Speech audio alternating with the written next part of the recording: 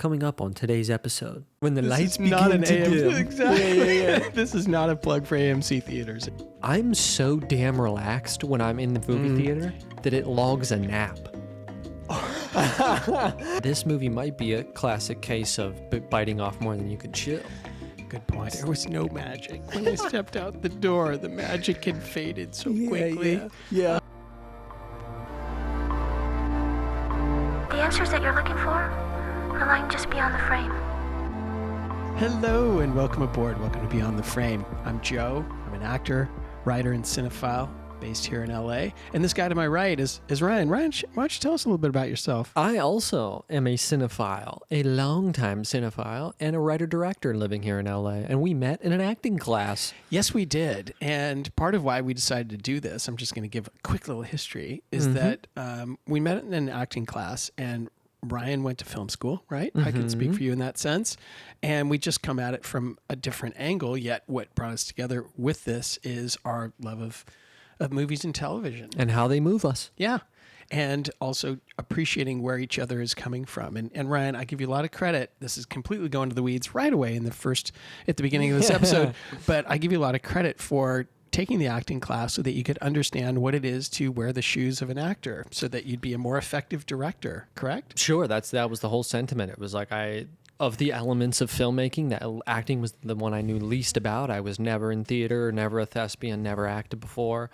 And I'm like, wow, I'm really lacking in this area of expertise. So I think I need to dip my toes in and just see how the other half lives a little bit. And it did work, didn't it? And it did work. I think I learned a lot. I learned I am not an actor, that is for sure. But I don't have the anxiety control to get up in front of people. I think you're a lot better than you thought you were. Well, I appreciate that, man. Thank you. I thought you were really good. We gave it the old college try. Yeah, you did. And I learned a lot. And so it served its purpose.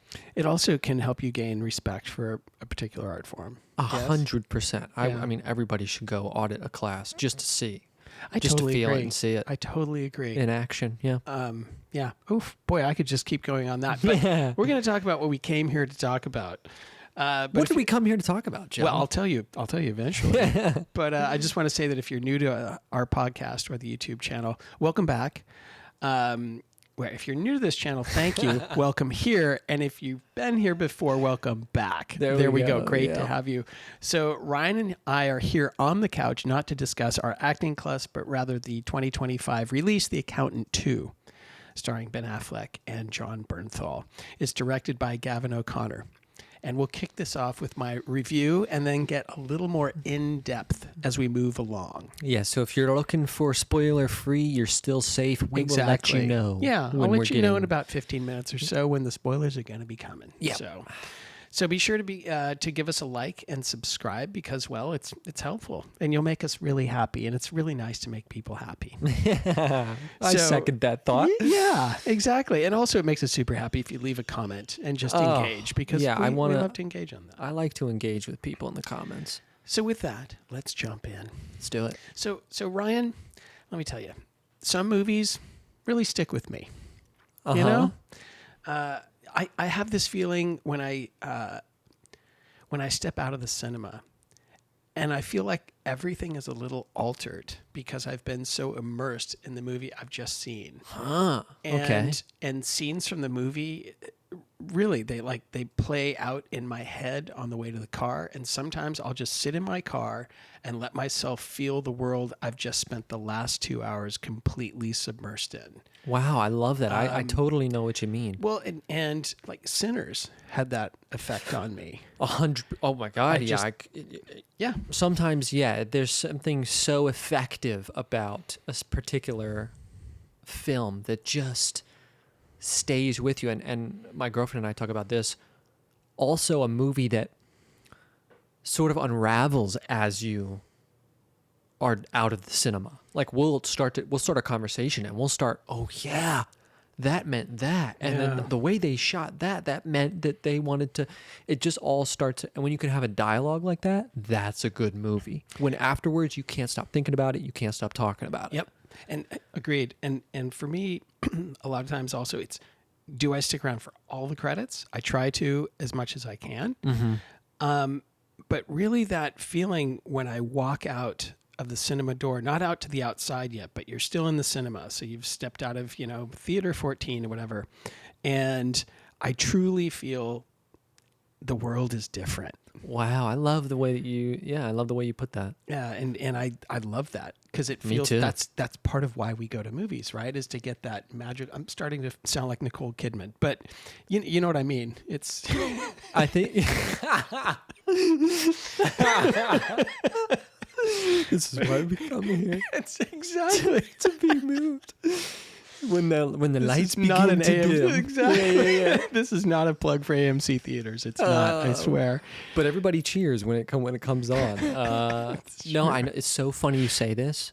Piggybacking off of that, I don't know if I've said this on the podcast before. I think I may have mentioned to you off air, but I have a Whoop now, which is like a Fitbit, if you will, or an Apple Watch or something. Okay. Tracks your heart rate and all that kinds of things. I'm so damn relaxed when I'm in the movie theater that it logs a nap. I come out of the theater and it says, "Oh, congratulations on your nap. Like we just logged it in your daily journal or whatever." And I'm like, it's happened to me like 3 times now. Well, funny you say that because we've never talked about this before. And having the Apple Watch, I get low heart rate alerts. Yeah, that's what I'm saying. Yeah, we're so Interesting. damn relaxed in the theater that it's like our heart is dropping all the way to like 40. And hopefully that's the relaxation of really enjoying a film. Sure. You know? Absolutely. Because, when that happens, to me, that movie will pop into my head for the rest of the day. I'll recommend it to friends the next day. I'll look up trivia about the movie. I'll find out as much as I can. And, those movies are why we fell in love with movies, right? 100%. And they're why I go to the cinema and I feel a bit of excitement every time. Agreed. In anticipation of, I hope to be really moved. Mm-hmm. Those movies become important to me. But yeah, let's talk about this movie. Let's do that.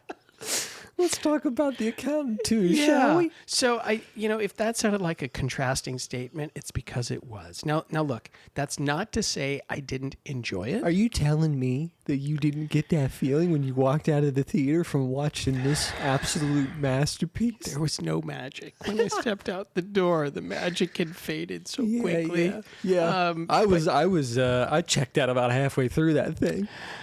I get it. And look, I didn't go to film school, but I can appreciate how difficult it is to make a film, and particularly to make a good film.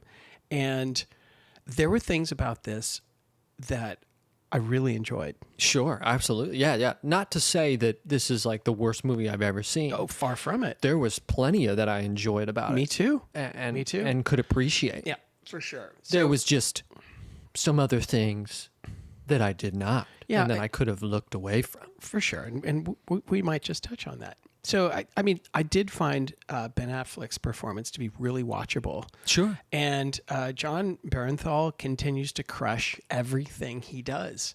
He's so unbelievably good. He's so good. He was great as the Punisher. I mean, we could just go on and on about the things that he's done. He's so good. Anytime he's in something, I feel like he just brings game. And that's why he's continuously working. Yeah. That's why he's got steady work. And I also love, if you see him interviewed, it's like, he's nothing like his character. I mean, I'm sure he has those elements inside, or else he wouldn't be able to play them necessarily or play them as effectively, but he just seems like a really nice guy when you see him, a very, contemplative and engaged, but nice, kind of soft, Yeah, there's something soft about Yeah. him. I too, I've watched his podcast, a couple of episodes of it, and very articulate, very smart, very bright, very personable. And I love that. Me too. And having seen Ben Affleck interviewed so many times and stuff, it was fascinating to watch him embody this character. Mm-hmm. And I really appreciate that. Yeah, totally. So getting back to this, the overview, I know this movie isn't trying to be one of the Dune series. Maybe it wants to be a little brother to the Jason Bourne series. I don't know. Mm-hmm. But this is meant to be fun and action-packed. And there were moments of that. But there also needs to be, to me, a story, a compelling reason that all the action is happening. I mean, I might not be a Caltech astrophysicist, but I'm not the duelist, the dullest. God, I'm not the most articulate tool in the shed either. I'm not the dullest. God, that's hard for me to say, tool in this shed. And I kept thinking there was something I wasn't understanding about the story. I kept feeling like there was more to it that slipped past me. I was like, how did I miss some of the crucial elements of this story? And I felt the same thing. And so you're not alone. But I was wondering, is that because, see, I saw the first one, and we talked about this off air before we started recording, but we liked the first movie. Mm-hmm. The first Accountant movie. I really enjoyed that. Me too. And when I heard wind of The Accountant 2, I'm like, okay. Yeah, that's I'm exactly. a little bit skeptical of sequels sometimes, especially when there's been a significant amount of time Almost 10 between years, them. I think. Yeah. So I'm like, where are they going to go with this? How's the story going to... But I'm in because I enjoyed the first one. And then I didn't rewatch it prior to, so I don't remember everything that happened. I remember his character and the sort of idea of what was going on. But as the movie's playing out, I'm going, am I missing something here? Okay, I'm so glad you felt that. Should there have been like a previously on The Accountant 1? Well, totally. And I realized at the end of the movie that I hadn't missed anything. Yeah, I think it was just... Because there wasn't any... I don't even want to complete that sentence. We'll talk I don't about want to say specifics that, later in the yes. spoiler section because there's a couple things I want to specifically touch on. But overall, I think it was sloppy writing. I think it was sloppy writing. Well, also, a point that I want to hit on here is that I found myself hankering for a central bad guy, someone to give focus to the fight. Yeah, 100%. Because to me, it felt so amorphous what they're fighting against. I didn't or fighting for. Or fighting it was like, for. Sometimes it came in, and then other times, I'm like, it was just the way they were revealing and the way they were sort of pushing, the character motivations were very murky.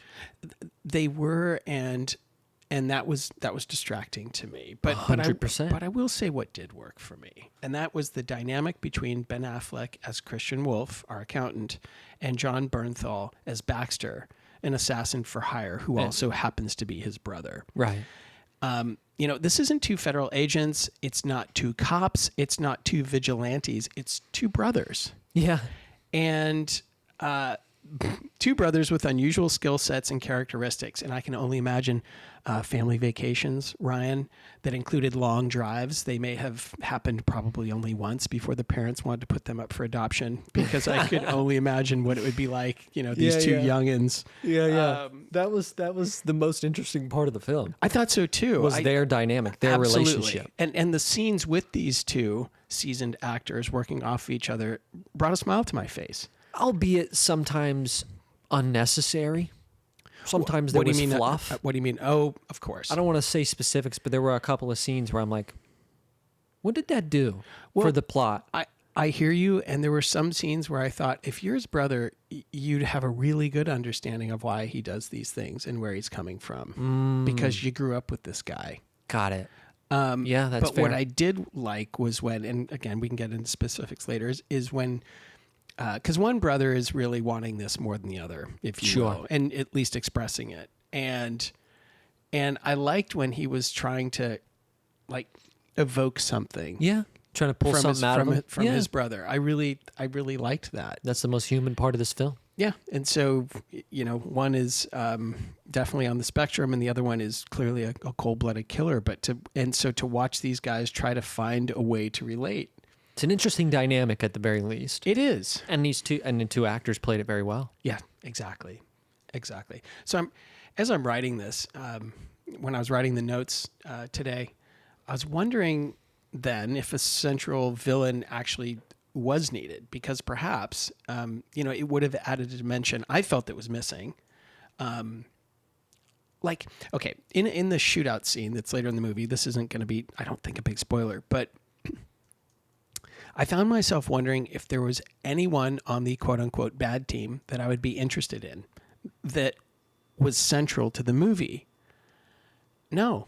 There was Grant Harvey, who played Cobb, and I think he's a good actor. but he felt like an extra in this scene, and extras are expendable. So we kind of know how this scene is going to end before it even begins. Yeah, that's a good point. Again, same thing. We're coming back to this, why you sometimes need an antagonist. Yeah. In stories, in writing, to root against. You're rooting for the protagonist to take down the antagonist. Yeah. And you don't always need that. You Absolutely not. But rules are meant to be broken. However, in a movie that's kind of about this level of combat and violence and sort of shooter, John Wick-esque, Jason Bourne, you kind of do need some level of someone to root against. I totally agree. And I'm with you. I couldn't figure out who it was. Like, there was like 3 people it maybe could have been, but I'm like, it's nobody's real. They didn't funnel into one of them. They didn't, and so the focus to me was just on the brothers. But but even if you had that focus, the lingering feeling I had since watching the movie and walking to my car and not feeling the magic, sadly, is that it's that of like an identity crisis, because I couldn't tell what this movie wanted to be. I'm so glad you're saying this. But also it left me feeling that something, was missing. And as much as I liked the 2 lead characters, I couldn't find anything to feel invested in, to really care about, or to be blown away by. Yeah. So, sadly, I felt neither drawn in or blown away.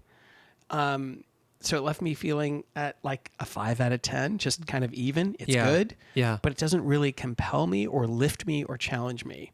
As entertainment, it was, it was enjoyable. Again, I enjoyed Ben Affleck and John Barenthal a lot. When the 2 of them drove off in the last scene, I felt that I don't think I'm going to give anything away here, but I felt that they had more solid footing. I could feel they were 2 brothers. I thought they're trying to leave room for the accountant 3 potentially, if there is one. And as an actor, I can learn a lot from both of them, but it didn't stick out with me. It didn't stick with me for 15 feet outside of the cinema. It just didn't. I'm really glad you brought up this point, because this is the main thing I wanted to discuss with you about this film, was that Please. I felt like it didn't know what it wanted to be. There are times when I go into a film, I go into a John Wick, I know what to expect. Yes. I'm not looking for some fantastical storyline with these characters that are moving, and I'm learning and I'm growing. It's going to be badass action. It's going to be some of the best action you've ever seen in your life. That's right. It's for the entire 2 hours, for some great one-liners, and I know what I'm expecting. That's right. But I think what it was is that the first one threw me off. The first one had a good storyline. The first one had a good plot. It had somebody to root for. It had a villain. It had a villain. And I cared. And exactly. And it was written really well. And so I think I was going into this one with that. And so when I wasn't getting that, I was like, I was looking for the light switch in the dark. Yes. I'm blind here. I'm watching this movie and I don't know what I'm watching. That's exactly how I felt all throughout. And I kept waiting for something to congeal and kind of like come into focus, like those eye tests, like those eye exams you have, or the thing locks into focus. Yeah, you're like, oh, that one. Yeah, and it never happened. And it made me feel a bit sad, actually, because some really good talent on the screen, a really good writer. Wasted potential. Yep. And I think they really put a lot into it. And it just kind of made me feel like a bit sad. I'm with you 100%. So we'll get into more detail. But for now, Ryan, let's try that new segment we've been talking about. Let's talk about do our stars align? Okay. And looking at our letterboxed rating of this movie. I'm curious. I'm gonna guess what you put. You guess what I put, and then we'll see if we lined up here, if our stars aligned. Because I'm betting we're probably pretty close. But what do you think? I'm guessing you gave it 2. Okay, I gave it a little bit more. I gave it 2.5. Okay, what's your guess? I think you gave it 2.5. I did. Our stars have aligned, Joe. Yes, they have. Our stars have aligned. 2.5 out of 5 stars here. Yeah. That's pretty. Yeah, that's fair. That's like a 50%. It's like It's like it was entertaining. That's right. And we like the actors. But but beyond that, Exactly. it didn't strike a chord. It didn't move me. I didn't. Again, 15 feet, like you said. By the time I got to my car, I was like, "What did I just watch?" Totally. And there were some scenes, and we, like I said, we'll get into this a little bit more in a few minutes. There were some scenes that I really enjoyed that kind of felt like, where did that come from? Yeah, why isn't that? Why aren't we tapping into that? Right. That should be, Yeah. Yeah, totally. So, but hey, let's talk. There are fun facts to be had about pretty much any movie. So I don't know if these are fun facts. Some interesting trivia. Yeah, but I think, interesting trivia. Okay, I think they're cool. what happened behind the scenes of Accountant 2, Joe? Tell me. The first one I'm going to tell you, Ryan, is that Ben Affleck trained for quote unquote months on the line dancing scene. Months? That's what he said. And in his own neurodivergent way, he really brought it. I also just love that his brother, Braxton, loved seeing his brother slay it on the dance floor. Yes. But this is an action film, so of course there had to be a fight. But it also produced a great line from the film when the fight was starting to come together. Do you think we're in spoiler territory here? Okay, yeah. Are we maybe in spoiler territory? I'm just saying, I'm not going to say what the line was. Okay. But I just thought that was really fun. And it showed some human elements. Is this one of those for the main scenes you're talking about characters. that you enjoyed? It is. It's also a scene I thought was very unnecessary. I enjoyed the scene, Yeah. but I left feeling, what did that It was add to the plot? It was Just what to one might reveal a little call a bit. non sequitur. Just to reveal, what does that mean? Kind of out of the blue. Like, Oh, okay, here's where yeah. we're going. Oh, what about that? You know? Yeah, because they were on were on top of the They were- Airstream. Right. They were. And then let's go get drunk. And that's where they went, to this Yeah. cowboy bar in Glendale. Yeah, it just kind of felt like. Again, I liked it, and I liked how excited he got for his brother. But Yeah. and I like that's like kind of the first spark of. Personality? Yeah, Character? maybe character that we got out of Ben's character, out of Christian Wolf.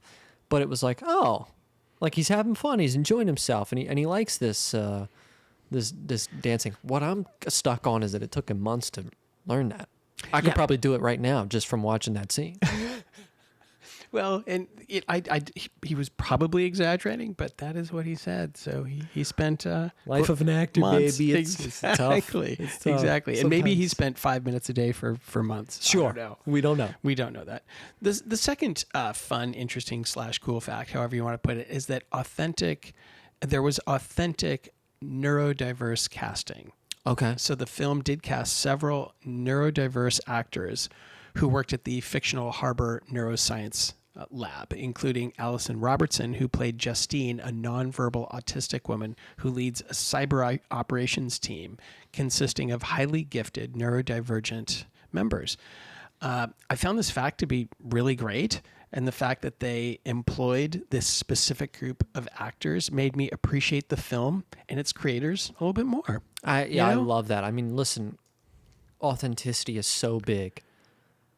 We can smell bullshit. Yeah. People can. The audience can. People can smell Absolutely bullshit. true. And so I always find it better to cast individuals who are genuinely authentic to the character. Not to the character. Sorry, that's wrong. To aspects of the character. So if they're playing a neurodivergent, yes, of course, we've had actors who have played those characters and are not themselves. We've played actors. We know actors who have played mentally challenged individuals, gay of or- course. Yep. Or gay or what have you. But there's something to casting an actor who actually has the disability or whatever it is that brings that authenticity to it that you can really feel. And I felt it. I did. All this. You know what's funny? Tell me. I almost was more interested in them. I almost wanted a movie of like this secret underground, you know what I Yeah. mean? Like that was Yeah. very interesting to me, a part of the movie that I was like, wow, this is fascinating. All of these gifted neurodivergent kids in different ways are you putting their skills to do good. Do good and yeah. Do something. Yeah. maybe not all good. Yeah, I don't know how certain laws would Sure. pertain to them, but I get what you're saying. I completely And get what it you're saying. felt like this movie wanted that to be a bit of a pulse, a bit of a heartbeat, a bit of a through line for which we care about Christian Wolf and his mission. But the way I think it was presented to us just didn't. It fell flat. It did, and I didn't. I think just like you, I wanted it to be more. I wanted it to be more of the story, and one of the things that did stick with me is, why did that fall flat? Yeah, But it did. It did to you as well. it did. I don't know if it's not. They didn't spend enough time. I'm not sure where the team went wrong there, but it just did. It just didn't come across at how I wanted it to, and I didn't feel anything, and I wasn't compelled. I hear you, and that bums me out too. Yeah, because that's a lost chance. what those kids did in this movie was like, wow, it's pretty remarkable. And I love how quick they were. They were so fast and calm, and just they went for it. There was a little competition between a couple of It's them. almost like the X-Men. Yeah, You know what I mean? Yeah, like good point. Kind of like the That's a good misfits way of to put it. society that kind of That's come a good way to together and put are it. extraordinary, and they do these extraordinary things. It's Yeah. like that. X-Men is very interesting. It's very Agreed. compelling to watch. Agreed. And I felt myself kind of wanting that out of this. I'm wondering, as we're talking about it, perhaps that's because it was hard for us we didn't get to see any real character from them. We didn't get to see what they're made of individually. We just saw them as a collective. You're absolutely right. They came in only just for they're doing their task. Yep. And we're back to the Yep. brothers. Right. And they're doing a task, and we're back to them. And they didn't That's have it. any lines either. Yeah, it was just so they were just executing. them doing their thing. Yeah. That could be why it missed. So now we're going to get into spoiler territory. All right. All right. we're So here's my warning. The spoilers ahead. There you go. You've been warned. so if you haven't seen the movie, do I even recommend it? It's tough to. Well, this was okay. Now that we're into spoiler territory, so Ryan, how'd you feel about this movie? Oh God. It is a movie. It's like a popcorn flick that didn't quite pop. The kernel didn't quite pop. There's still some raw kernels in there. Yeah. I wanted it to be. Again, the thing I come back to is I just didn't know what kind of movie it was. If I knew it was gonna be, if you give me total action, little plot and story, that's fine. I just need to know that going in. So like the John Wicks, I appreciate them, and I look forward to watching them because I too. know what I'm in for. Yep.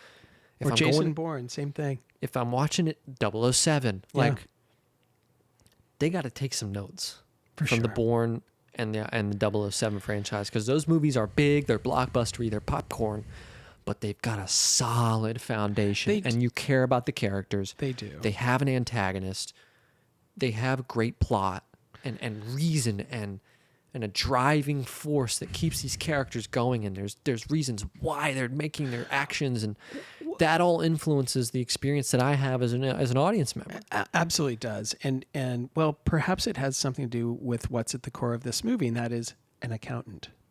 So, at the core of the other movies, we're talking about people who are doing what they do, and it makes sense that they do what they do. And we have to have a pretty major suspension of disbelief right out of the gate that there is an accountant anywhere in the world who can execute the things that he does, can do what he does. Does that make sense? Yeah, it's a bit of a stretch. It's a bit of a stretch. It's a cool idea. I mean, listen, It I like is. the first one. Like, I'm going to keep me saying too. that. Me I too. enjoyed the first movie. But that's where, to me, it might make subsequent movies 2, 3, 4, 5. I don't know. It's a little bit harder for me to buy that. I'll say it. Go ahead. Some movies don't need sequels. True. You leave that movie as is. I don't need this movie. I don't. I'm with you. It feels like they're trying. And I wanted to love it. Me too. Yeah. I went into it very, very, and maybe that's part of the problem too. Sometimes if I go into a movie with expectations, good point. it's tough. I can be let down. Yeah. I don't need this movie. There are movies that don't need sequels. Maybe it's because the first one did really well, and so they're like, "Oh, it's bankable. We've got, and we'll bring in another. We'll do John Bernthal." But it feels like maybe reaching for story and for plot that's not there. You're trying to like conjure up something that just ends up falling flat and feeling inauthentic. So I'm a proponent of let a movie be, man. I don't need, if I just had The Accountant, that is a solid 1-of-1 film and I loved it and I can just leave it. I don't need The Accountant 2. I just don't. Even if you're going to make tens of millions? Rhetorical question. I doubt they're going to. Rhetorical I question. seriously doubt they're going to. I don't know. We'll see. We will see. We will see. So if I had to pick a theme, Ryan, Yeah. the theme that jumped out to me with, I don't even know, siblings. That's what jumped out at me because that's something that was, again, unusual about this film. So like the relationships that we have with our siblings and how different. Exactly, because those relationships can be wonderful, terrible, comforting, complex.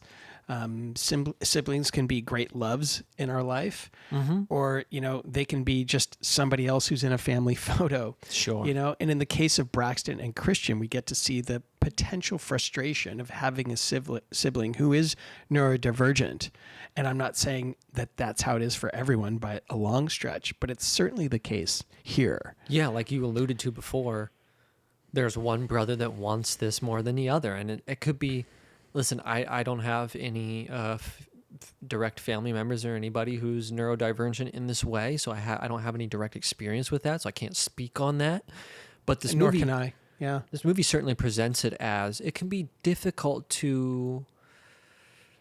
You have to adjust your expectations because they're not going to. They're going to express love in a different way, and certainly that's what Christian does here. I think he loves his brother, but he can't express it the way that maybe someone who's not neurodivergent would. I would completely agree with that. He struggles to, like, even the woman has to tell him, "Oh, tell him that you're glad he's here." Yeah. And then he's like, "Did she just tell you to say that?" Yeah. He knows. He's like, "I know right. you're not," But so that you're absolutely right. That has to be challenging. For sure. And as I alluded to earlier too, you would expect the brother, John Barenthal's character, Braxton, to understand his brother, like where they've come from, where he's, how he is, and that being in touch with people, being demonstrative, being effusive is not something that comes naturally to him. As a matter of fact, that's difficult for him to naturally conjure. Yeah. And so to have those expectations was like, really? But then again, I thought, but that is a sibling thing, because with siblings, you still have this you can have this underlying love that defies logic, and you're not going to approach a relationship in a very practical, logical way. You're going to approach it emotionally. And that's where I thought there's like a 5-year-old kid in him that's still kind of wounded. Sure. Yeah, and that wants comes to across. have that connection with his brother. Absolutely. I feel that too. And which I found interesting. But again, in this movie, it's like, how does that fit? Where and that's where I felt like maybe that almost took the place of a villain. Is that at the center of this movie, maybe it was kind of these two brothers connecting more than focusing on, just being the two brothers focusing on a villain. They're actually focusing. The focus becomes between the two of them. Sure. And this movie might be a classic case of biting off more than you can chew. Good point. Because there was a lot of elements to this. Not only do we have the relationship between the two brothers, but then there's this weird, like, third character, this woman who somehow is like, you think maybe she's the bad guy, and then she's not really. And then the ending, she just... Yeah. What did it all even matter? Right. I thought that was her son they were saving, and then she doesn't even know anything. I was just kind of like... And then we've got the guy who's like the one that's like trafficking the people from Mexico. We've got that guy who I thought maybe like, is he the villain? But no. But we barely see him. We Yeah. barely care. And Yeah. then his like henchman is doing like his bidding. And again, he just feels like an extra at the end. Yeah, he did. It's like, what is, again, there's too many. Well, it was kind of like things. all the pictures up on the wall.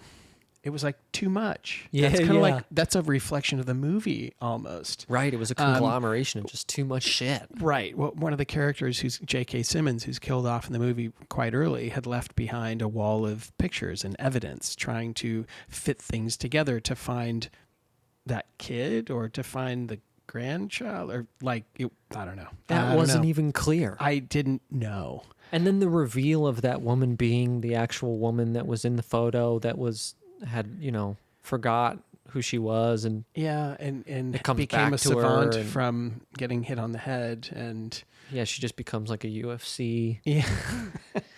First, she becomes a chess master, chess master, And then that gets to be not enough. Yeah, She it's starts not getting violent enough. Violent. yeah, Yeah, it just. Again, I can kind of see where they were trying to go and what they were trying to do. They just didn't do it. mm-hmm. They just didn't land the plane. They didn't. But there is one scene that two scenes I really liked, and we've alluded they were back to back, and one was on the roof of the trailer. Oh, So, yeah. discussing relationships or lack thereof, discussing possible pets, disappointments like you never call, and misunderstandings. And of course, this scene did come to a logical conclusion in the sense that I think, many sibling arguments can, and that is, let's go get drunk, which is when they went to the bar and the line dancing happened. I actually found those two scenes back to back to be, for me, the most enjoyable part of the movie. Yeah, I mean, we've said it, but that's where the most human Yep. part of this film came, was from the core of their Yep. relationship. And on the roof there, you get a real sense of, again, it's confusing because, okay, you don't really know your brother. You're asking him, do you love me, or is it just your Right. condition? Right. Like, do you really not love me, or is it just your condition? And there's such good actors that you buy in, despite it being a little bit like, Yeah. Exactly. isn't this aren't you guys like 50? Yeah. This is your brother that you Right. grew up with, and you know him probably better than anyone on the planet. Well, see, I thought the same thing, and at the same time, I was doing my best to just cut them slack, I guess, because Yeah, I'm that kinda that part didn't make logical sense to me either. I'm trying to turn the music down and just like enjoy two actors who are really Exactly. good at their craft and Yes. who are displaying real human moment. Yeah. And I it made me just want more of that. Yeah, And with writing and scene and story development that makes sense. Yeah. And That's one of my favorite scenes from the film too. yeah. Mm-hmm. One of, did you have a different one or another one? I think that and the And the line dancing. no, I wanted to. I guess I enjoyed the scene, but again, I just was like, what is the point of it? I don't need this scene. But that's neither here nor there. I wanted more of the kids in the Yes. lab. Yes. I did. Anytime they were on, I was interested. I perked up a little bit. I was like, oh, this is, and then boom, they were off. And I was like, and we're back to the to the brothers again. Yep. Yeah. Yeah. So, yeah, I hear you. What do you think? What would you take away from this movie then? If we're trying to take away something from this, how it explores sibling relationships, what is that nugget? What is that they can be complicated? I hear you. Yes, but I think because it did make me think about my sibling relationships. It really did. Okay. Because I have 4 You've siblings. got brothers. Yeah, I've got 3 brothers and a sister. Yeah, I only have an older sister. She never popped into my head. Fair enough. Because my relationship with all of them is different, which I think is healthy, and because no two people are the same, so why would it be the same? Sure. But I think there can be a lot of assumptions made.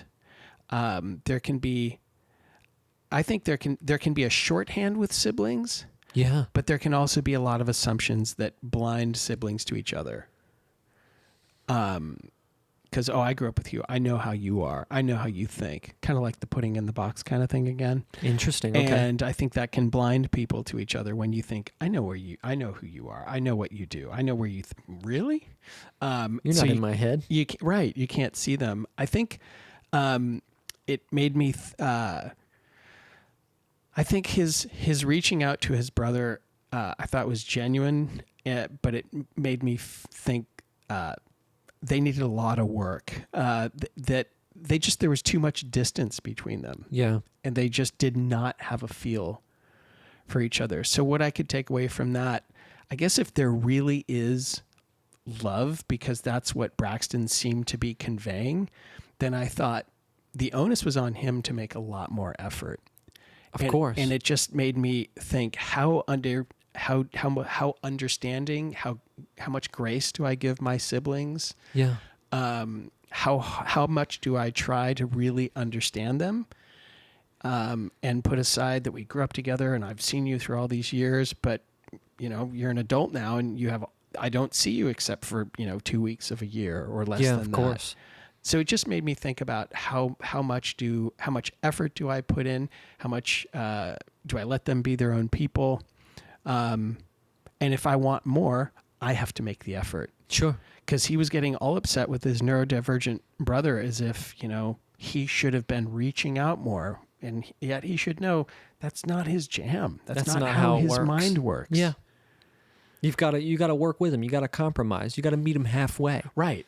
And so it just made me think, how much do I really see my siblings and how much do I acknowledge how they are, how they operate, and what are my expectations if I have any? Hey, we can take something from any movie.